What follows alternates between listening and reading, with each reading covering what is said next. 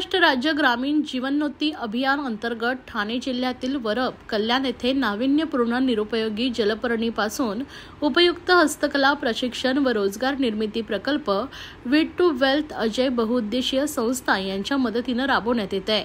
या प्रकल्पात जिल्हा परिषदेचे मुख्य कार्यकारी अधिकारी रोहन घुगे आणि प्रकल्प संचालक जिल्हा ग्रामविकास योजना छायादेवी शिसोदे यांनी सदिच्छा भेट दिली आहे। यावेळी प्रशिक्षणार्थींशी संवाद साधण्यात आला व महिलांनी तयार केलेल्या वस्तूंची पाहणी करून त्यांचं कौतुक करण्यात आले।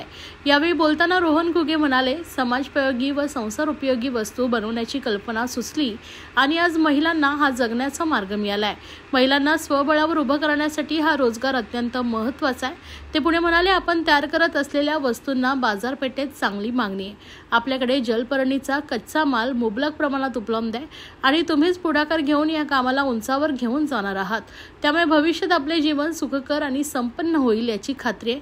प्रकल्प संचालक छायादेवी शिसोदे म्हणाल्या, हे सर्वजण स्वप्नवत वाटते। याआधी जलपर्णीविषयी अनेक उच्चस्तरीय बैठकांचं आयोजन झालंय, पण त्याचे पुढे काही घडले नाही। मात्र जिल्हा परिषदेच्या मुख्य कार्यकारी अधिकारी रोहन घुगे यांच्या मार्गदर्शनाने व पुढाकाराने हा प्रश्न मार्गी लागला आणि आज आपण त्याचे यशस्वी रूप प्रत्यक्ष पाहत आहोत। महिलांचा वाढता सहभाग आणि सकारात्मक प्रतिसाद पाहून अत्यंत समाधान वाटतंय।